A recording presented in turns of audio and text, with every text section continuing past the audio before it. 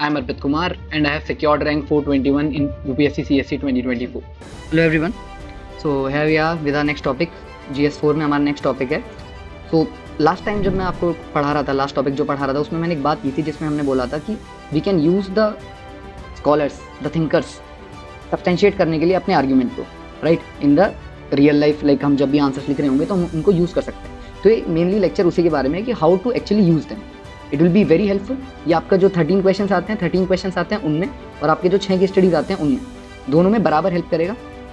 ठीक है, तो काइंडली इसको बहुत ध्यान से करिएगा फॉलो. और इसमें आप और भी वैल्यू एडिशंस कर सकते हैं जो मैं आपको लास्ट में बताऊंगा. और लास्ट में एक आपके लिए एक होमवर्क भी है. ठीक है. निर्णय IAS by officers for future officers.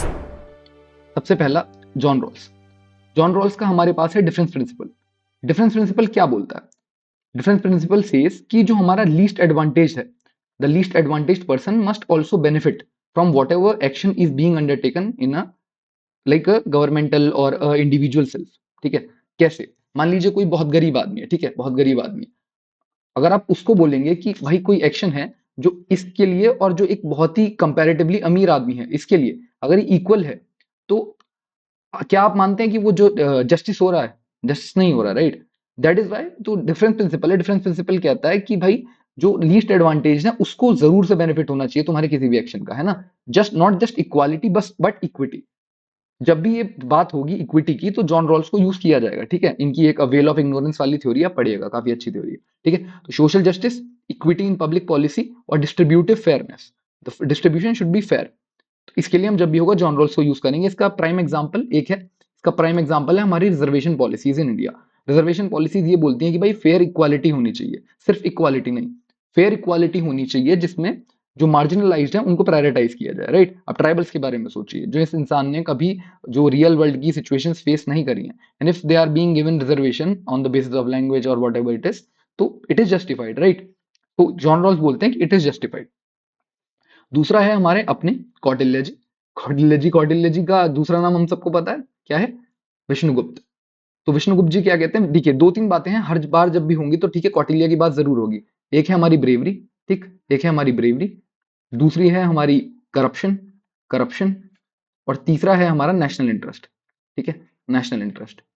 इन तीन चीजों के बारे में जब भी अब बात करेंगे, नेशनल इंटरेस्ट, इन तीन चीजों के बारे में हम जब भी कोई बात करेंगे तो हमारे कौटिल्य जी की बात जरूर होगी. ठीक है, तो राजधर्म की जब भी बात होगी हम जरूर बात करेंगे क्योंकि नेशनल इंटरेस्ट इज बेसिकली राजधर्म, है ना? और ये कहाँ होगी? ये बात पूरे एथिक्स में होगी. क्यों? क्योंकि सिविल सर्विसेज करेज, एथिकल ड्यूटी अंडर प्रेशर, इस सब में Kautilya will be very useful. इनकी 42 वेज ऑफ एम्बेजलमेंट करके एक वर्क है, उसके बारे में आप पढ़िएगा. 42 वेज ऑफ एम्बेजलमेंट. ठीक है, इसमें भी ये यही बोलते हैं कि भाई करप्शन के ये तरीके हैं और इन तरीकों से आपको बचना है हर तरीके से. तो आप करप्शन की बात करेंगे तो आप कहीं भी बोल सकते हैं. ठीक है, corruption is like honey on the tongue, कि it disappears before you know, है ना? इस तरीके की चीज है. तो इसमें आपका एग्जांपल है कि IAS अशोक खेमका जी जो है हमारे, repeatedly transferred for exposing corruption reflects Kautilya's ideal of bravery in the governance. ठीक है, तो अलग अलग चीजों में आप कौटिल्य को भी यूज कर सकते हैं. अगला है हमारा महात्मा गांधी जी. हर जगह मतलब ethics is incomplete without Mahatma Gandhi, right? तो महात्मा गांधी में क्या क्या हमारी इनके पास है? महात्मा गांधी का सत्याग्रह सबसे पहले तो, ठीक, सत्याग्रह का क्या मतलब है? सत्य का आग्रह, टू परसिस्ट विथ ट्रुथ, है ना? To say the truth, to put the truth forward. तो हमारे पूरे एथिक्स में यही बात होती है कि कई बार की कोई आपसे झूठ बोला जा रहा है, कि आपको कहा जा रहा है कि आप झूठ बोल दें, या ये कहा जा रहा है कि जो आपके एंड्स हैं वो बहुत ठीक रहेंगे, आप प्लीज झूठ बोल दें और दो आदमी बच जाएंगे, या इस तरीके की कुछ डायलेमा वाली सिचुएशन में आपको डाला जाता है, तो आप सत्याग्रह यूज कर सकते हैं. It is a moral and spiritual force, the highest ethical value, है ना, महात्मा गांधी की. इसको आप केस स्टडी में बोल सकते हैं कि आई विल परस्यू द मार्ग ऑफ सत्याग्रह, जिसमें जो हमारे रोड ब्लॉक्स हैं वो बहुत ज्यादा है लेकिन जो एंड है वो बहुत फ्रूटफुल है ह्यूमैनिटी के लिए. ठीक, एक और थ्योरी आती है महात्मा गांधी की, उसको हम कहते हैं गांधीयन तलिस्मान. अब आप मुझे बताइएगा, एक थ्योरी हमने अभी पढ़ी जो इससे बहुत ज्यादा मैच करती है, गांधीयन तलिस्मान.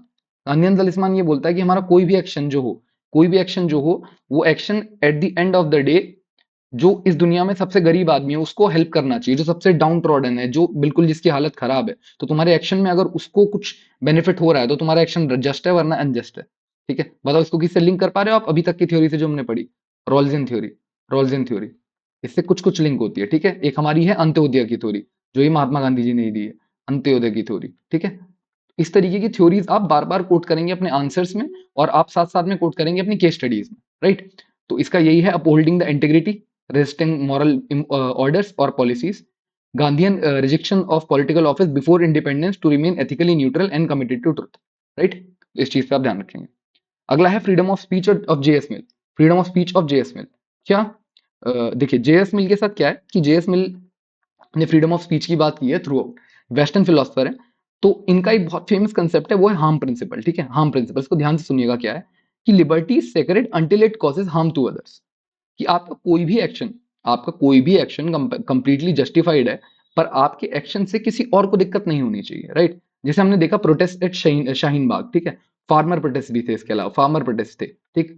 तो जब तक ये प्रोटेस्ट एकदम पीसफुल है और ये किसी और को दिक्कत नहीं कर रहे हैं, तो मिल कहते हैं कि even though if they are like ideologically कैसे भी हों, किसी की आइडियोलॉजी कैसे हो, है ना। जैसे मान लीजिए आप होमोसेक्सुअलिटी को भी एज अ मूवमेंट मान लीजिए कि एक मूवमेंट है होमोसेक्सुअलिटी, ठीक है। तो मिल क्या बोलेंगे कि ये जस्टिफाइड है, मिल बोलेंगे कि जस्टिफाइड है क्योंकि हार्म प्रिंसिपल फॉलो हो रहा है, दूसरे को हार्म नहीं हो रहा है सेक्शन में। लेकिन जैसे ही किसी भी चीज में, मान लीजिए फार्मर प्रोटेस्ट में ही मान लीजिए आपने रोड जैम कर दिया और एम्बुलेंस में किसी की डेथ हो जाती है, कोई अनसर्टेन सिचुएशन क्रिएट हो जाती है, फिर आप हार्म प्रिंसिपल आपका यहाँ पे फेल हो जा रहा है, then it is not justified, ये मिल बोलते हैं। तो इसको हम कैसे यूज करेंगे, जब भी हमारा कहीं फ्रीडम ऑफ स्पीच की बात होगी किसी भी केस स्टडी या किसी भी आंसर में, तो हम मिल को कोट करेंगे कि जैसे जेस मिल कहते हैं कि उनका हार्म प्रिंसिपल जो है यहाँ पे फेल हो जा रहा है या यहाँ पे पास हो जा रहा है, इस तरीके से हम मिल को कोट करेंगे, है ना। और हमें ये ज्यादा ओवरडू नहीं करना है ना, मैक्सिमम एक thinker in one case study, एक thinker in one case study, ठीक है। ऐसा ना लगे कि आप बहुत जबरदस्ती कर रहे हैं, तो one thinker in one case study में यूज करेंगे इसको, ठीक। चलिए नेक्स्ट, अगला है जेरेमी बेंथम। जेरेमी बेंथम का हम सबने नाम सुना है, ठीक है। जेरेमी बेंथम की जो फिलॉसफी है वो है यूटिलिटेरियनिज्म। यूटिलिटेरियनिज्म क्या कहती है कि greatest good for the greatest number. आपने बहुत ज्यादा बार एग्जांपल सुना होगा, है ना, कि एक हमसे बचपन में भी पूछा जाता था कई बार कि एक साइंटिस्ट लेटा हुआ है एक रेल की पटरी पे, और एक यहाँ पे 6 लोग लेटे हुए हैं जो लेबरर्स हैं, और 2 ट्रेन आ रही है, तो बताओ आप किसको बचाओगे। तो हम में से ज्यादातर लोग बोलते थे साइंटिस्ट, मुझे याद है मैं साइंटिस्ट बोला करता था। क्यों? क्योंकि हमें लगता था कि भाई साइंटिस्ट कितने लोगों की मदद करेगा, ये 6 लोग किसकी मदद कर देंगे, ये क्या ही करेंगे, है ना। पर Jeremy Bentham says against it. Jeremy Bentham बोलते हैं कि भाई इन 6 लोगों को बचाओ। क्यों? क्योंकि greatest good for the greatest number. Number जहां पे ग्रेट है, नंबर कहां पे ग्रेट है, यहाँ पे नंबर इस सिचुएशन में ग्रेट है, तो greatest good for the greatest number, तो आप इन लोगों को बचाओ। क्वांटिटेटिव सेंस में बात हो रही है, क्वालिटेटिव सेंस में नहीं बात हो रही है, ठीक है। तो इनमें बोलते हैं public policy decisions, emergency responses. अच्छा, इसके कई क्रिटिसिज्म भी है, ऐसा भी नहीं है ना कि कंप्लीटली ट्रू है ये चीज, कई जगह ये चीज फेल भी हो जाती है कि कई जगह आपको क्वालिटेटिव डिसीजंस लेने पड़ते हैं, ठीक। पर इसका अच्छा एग्जांपल क्या है कि lockdown during Covid cost economic pain but save the lives, justified Bentham's utilitarian logic. कि कुछ लोग एक्चुअली शायद भूखे भी मर गए हों, लेकिन जो ओवरऑल हमने लोगों को बचाया, it was much great in number as compare to जो लोग किसी डिसएडवांटेज पोजीशन में रहे ड्यूरिंग कोविड, ठीक है। नेक्स्ट, इमैनुअल कांत, ठीक है। इमैनुअल कांत की हमने एक ही चीज सुनी है, अब शायद हम सब ने सुनी होगी, कैटेगोरिकल इंपेरेटिव। कैटेगोरिकल इंपेरेटिव क्या कहता है कि और एंड्स मीन्स और एंड्स में हमारी कॉन्टिन्यूटी रहनी चाहिए। क्यों? इस कॉन्टिन्यूटी से क्या होगा कि हम जो रास्ता ले रहे हैं वो रास्ता सही गोल की तरफ भी जा रहा है, ठीक है। तो इसमें bureaucratic neutrality, honesty, moral consistency, a civil service servant refusing bribes even when personally affected, upholding a universal duty.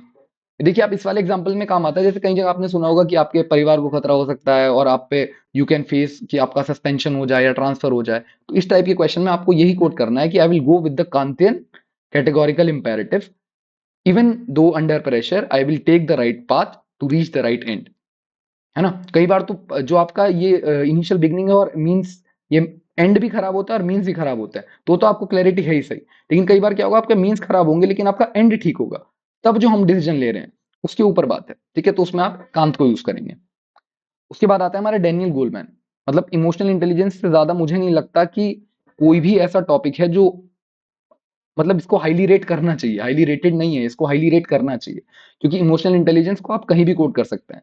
अब हम करते क्या है, इमोशनल इंटेलिजेंस को, क्वेश्चन तो हम अच्छे से प्रिपेयर करते हैं, but after a point of time हम ये भूल जाते हैं कि इमोशनल इंटेलिजेंस के बारे में बात करते करते हम ये नहीं देखते कि थ्योरी ऑफ इमोशनल इंटेलिजेंस जो है, थ्योरी ऑफ इमोशनल इंटेलिजेंस ये कहाँ यूज हो सकती है? देखो मेनली इसमें 4-5 चीजें होती है ना, self awareness, self regulation, empathy और सोशल स्किल्स। 4 चीजें होती है ना, 4 चीजें होती हैं। तो जब आप किसी केस स्टडी को आंसर कर रहे हैं, when you are answering a case study, तो आप ऐसे बोल सकते हैं I will use the theory of emotional intelligence by Daniel Goleman. सबसे पहले मैं सेल्फ अवेयरनेस लाऊंगा कि मैं उस इंसान की जो प्रॉब्लम है उसको समझ पाऊं। एम्पैथी लाऊंगा कि मैं एक्चुअली फील कर पाऊं, again go to their shoes and understand. मैं सोशल स्किल्स लाऊंगा जिससे मैं परसुएड कर पाऊं लोगों को, ठीक है। और सेल्फ रेगुलेशन लाऊंगा जिससे कोई भी अगर दिक्कत हो तो मैं अपने बिहेवियर को रेगुलेट कर पाऊं। आप इस तरीके से इसको केस स्टडी में यूज कर सकते हैं, इवन कंक्लूजन में यूज कर सकते हैं अपने 10 मार्कर्स के। 10 मार्कर के जो हमारे कंक्लूजन होते हैं उसमें भी आप इसको यूटिलाइज कर सकते हैं, ठीक है। कहाँ यूज होता है? Citizen centric administration, crisis leadership, and Odisha officer who ensured personal interaction during the cyclone Fani evacuations displayed empathy driven governance, ठीक है, empathy driven governance। इसके अलावा हमारे पास बहुत सारे एग्जांपल है ना, जिन्होंने empathy driven, जो हमारे आर्मस्ट्रांग पा में हैं, मणिपुर रोड वाले, उन सबके साथ आप इमोशनल इंटेलिजेंस को जोड़ सकते हैं सीधा सीधा, ठीक है। इसके बाद हमारी 2 थ्योरी आती हैं, they are less talked about, पर इनके बारे में हम बात करनी चाहिए क्योंकि आप इन्हें लिखेंगे तो आपको थोड़ा सा डिफरेंशिएटिंग फैक्टर तो क्रिएट हो ही जाएगा। तो एक है लॉरेंस कोहलबर्ग की moral growth theory. Moral growth theory ये क्या बोलती है कि as humans are born in the first stage of moral development, they are more of working on obedience, कि मम्मी ने बोला बच्चे को कि डू दिस डू दैट, वो बच्चा वो करेगा, ठीक है, उसका खुद का कोई मॉरल कंपास नहीं है, ठीक है। बट जैसे जैसे वो लेटर स्टेजेस में आता है, जैसे जैसे वो लेटर स्टेजेस में आता है, उस लेटर स्टेजेस में उसका कंसेंस डेवलप हो जाता है, कंसाइंस डेवलप हो जाता है। इस कंसाइंस के हिसाब से वो डिसीजंस लेता है, ठीक है। तो कैसे यूज कर सकते हैं कि एथिक्स इन एजुकेशन, कि आपका किसी का बच्चे का मॉरल कंपास ओबीडियंस से चल रहा है, ओबीडियंस से उसे कंसेंस तक ले जाने की जो जिम्मेदारी है, इट इज ऑफ एजुकेशन, ठीक है। ब्यूरोक्रेसी पे फिर हम बात करें कि ब्यूरोक्रेसी जो है initially they are working on obedience on a protocol, लेकिन हमें मिशन कर्मी होगी, जैसे मिशन कर्मी होगी इस तरीके के, हम अगर ज्यादा से ज्यादा लाएंगे जो हमारे वर्किंग प्रोजेक्ट्स है, तो उससे जो हमारे ब्यूरोक्रेट्स हैं उनका कंसेंस डेवलप होगा, उनका मॉरल कंपास स्ट्रांग होगा, तो इसको यूज कर सकते हैं, ठीक है। Example, a bureaucrat who evolves from just following rules to whistle blowing shows progressive stage 4 to stage 6, ठीक है, ये चीज आ गई। एक है हमारा ethics of care, Carol Gilligan का ethics of care. Ethics of care क्या बोलता है? थोड़ा सा जो कोलबर्ग वाला है उससे अपोजिट है, ठीक है। ये बोलता है कि humans are inherently caring, inherently caring, inherently caring. और जब जैसे जैसे वो बड़े होते हैं सेल्फ के बारे में और सेल्फ का ध्यान रखने में और लोगों के ध्यान रखने में और ज्यादा क्या बोलूं मैच्योर होते चले जाते हैं, और वो एक तरीके से बैलेंस करने लग जाते हैं दोनों चीजों को, and they are good at that doing that, कि जो ह्यूमंस होते हैं एथिकली मॉरल मतलब पहले से होते हैं, उनका मॉरल कंपास पहले से होता है। एथिक्स ऑफ केयर ये बोलती है। देखिए आप एकदम समझ जाएंगे मैं क्या बोल रहा हूँ। मदर टेरेसा का जैसे आप नाम लिखेंगे, ठीक है, मान लीजिए आप मदर टेरेसा का नाम लिखे तो आपको एकदम से लगेगा कि हाँ एथिक्स ऑफ केयर उनमें थी, ठीक है। ज्योतिबा फूले फूले का अगर हम नाम लिखे, ज्योतिबा फूले का, तो आपको लगेगा कि हाँ उनमें एथिक्स ऑफ केयर तो थी, है ना। इस तरीके के लोग हैं, इनके साथ आप कैरोल एथिक्स ऑफ केयर बार बार यूज करेंगे। अब इसको आप कहाँ पे यूज करेंगे? केस स्टडीज में। केस स्टडी मान लो आपकी कोई कंडीशन है जहां आपको लग रहा है कि कोई और इंसान है जो सफर कर रहा है, पर आपके सफरिंग से उसकी सफरिंग खत्म की जा सकती है, ठीक है। तो आप यहाँ पे कैरल गिलिगन को सीधा सीधा यूज करेंगे, ठीक है।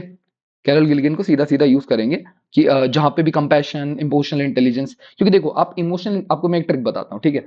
जहां भी आप इमोशनल इंटेलिजेंस लिख के बोर हो जाए, जहां भी आप इमोशनल इंटेलिजेंस लिख के बोर हो जाए, वहां आप एथिक्स ऑफ केयर लिख लेना, ठीक है। जहां भी आप एथिक्स ऑफ केयर लिख के बोर हो जाए वहां आप गांधी को यूज कर लेना, ठीक है। आपके पेपर में थ्रू आउट योर पेपर अलग अलग चीजें में बटी होनी चाहिए कि अलग अलग आपने की टर्म्स, अलग अलग थ्योरीज, ये सब अलग अलग तरीके से यूज किया है, तो उससे आपका काम बन जाएगा, ठीक है। अब लास्ट में एग्जाम्पल है 2 केस स्टडीज का, ठीक। अब आप मुझे बताना इन केस स्टडीज में क्या क्या यूज हो सकता है। 2-3 चीजें मैंने लिखी हैं, 1-2 चीजें आपको बतानी। तो ये है कि MNREGA fund siphoning discovered by A honest officer, ठीक है, ऑनेस्ट ऑफिसर। तो अब ऑनेस्ट ऑफिसर को क्या करना चाहिए? इसी टाइप की स्टडी रहती है ना, प्रेशर प्रेशर है उस पर बहुत ज्यादा। तो कांत बोलते हैं कि duty must be upheld regardless of the consequences. सही बात है, मीन्स और एंड्स रहने चाहिए, है ना। गांधी बोलते हैं truth can not be sacrifice to comfort, ठीक है। इसके बाद और सोचो, जो मैंने आपको अभी तक पढ़ाया है उसमें और क्या क्या यूज कर सकते हो, सोचो। इसमें आप कौटिल्य यूज कर सकते हो कि राजधर्म सबसे इंपॉर्टेंट है, राजधर्म सबसे इंपॉर्टेंट है, ठीक है, ये यूज कर सकते हो। इसके अलावा और आप क्या यूज कर सकते हो? ब्रेवरी का यूज कर सकते हो, कौटिल्य का ही ब्रेवरी, कि ब्रेव है बहुत ज्यादा, ठीक है। प्लेटो का फिलोसफर किंग यूज कर सकते हो, ठीक है, फिलोसफर किंग, कि डरते नहीं है। कोई भी अगर सिचुएशन ऐसी क्रिएट हो रही है तो will be able to handle it through wisdom. ठीक है, ये यूज कर सकते हो। और बताओ और क्या कर सकते हो? इंडियन फिलोसफर, अगर किसी ने इंडियन फिलोसफर पढ़े हो तो और क्या कर सकते हो? ऑनेस्ट ऑफिसर है, साइफरिंग ऑफ फंड। बताओ। बुद्धिज्म का यूज कर सकते हो, बुद्धिज्म का और जैनिज्म का। मतलब कोई इसकी लिमिट नहीं है ना, कोई लिमिट नहीं है। आप बोल सकते हो भाई learning from the Jainism virtue की भाई जो हमारा ये असत्य है ये हम नहीं टॉलरेट करेंगे, है ना, बुद्धिज्म जैनिज्म, है ना। महाभारत इवन आप यूज कर सकते हो उसमें, महाभारत को यूज कर सकते हो कि if you are not standing with the right thing you are standing behind the wrong thing, है ना, जो कृष्ण ने बोला इस तरीके से। ठीक है, तो इसका यही है कि report corruption via institutional channels, uphold universal ethics, ensure procedural fairness without emotional bias, without emotional bias. तो इस तरीके की चीज आप समझ गए। ठीक है, अब आपका ये एक एग्जाम, ये आपके लिए एक होमवर्क है। आप लोग कमेंट सेक्शन में अपना, अगर आपको किसी को समझ में आई है सारी चीजें जो मैंने बताई, तो आप अपने कमेंट सेक्शन में डालना कि इसमें क्या होगा। देखो ये क्या सिचुएशन है ना, सिचुएशन तो समझ में आ ही रही है हमें, है ना। देखो इसमें बहुत सारी चीजें दिख रही हैं अगर आप ध्यान से देखो। There is a person who cares for the people, और वो लोगों को बताना चाह रहे हैं कि कोरोना इज हेयर, कोविड का बेसिकली सिनेरियो है ना, मास्क है सबके मुंह पे, कोविड का सिनेरियो कि क्या हो रहा है, कि मतलब कैसे आप लोग को केयरफुल रहना है। डेथ इज स्टैंडिंग जस्ट है, ठीक है। गॉड इज ऑल्सो है, गॉड इज ऑल्सो है, तो गॉड भी देख रहा है लोगों को कि क्या लोग कर रहे हैं। और मतलब देर इज अ, मतलब बहुत ही एक विविड पिक्चर है जिसमें आपको देखना है कि यहाँ पे आप क्या क्या डायलेमास निकाल सकते हो, क्या क्या स्कॉलर्स आप यहाँ पे निकाल सकते हो, है ना, क्या क्या चीजें निकाल सकते हो। जैसे आप इसमें अगर देखो एक बार सोचो, जो हमने अभी ये कोलबर्ग वाली थ्योरी पढ़ी, ये बताती नहीं कि एक इंसान है जिसका लेवल ऊपर पहुंच गया है, जो लेवल लास्ट लेवल पे पहुंच गया है, उसका कंसाइंस डेवलप हो चुका है, तो he is caring for other people, है ना। इस तरीके से आप सोचो, बहुत सारी चीजें हैं।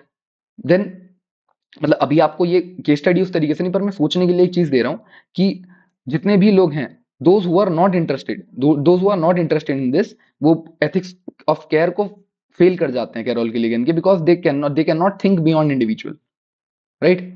तो इस तरीके से है ना, मैंने आपको ऑलरेडी काफी कुछ आइडिया दे दिया है।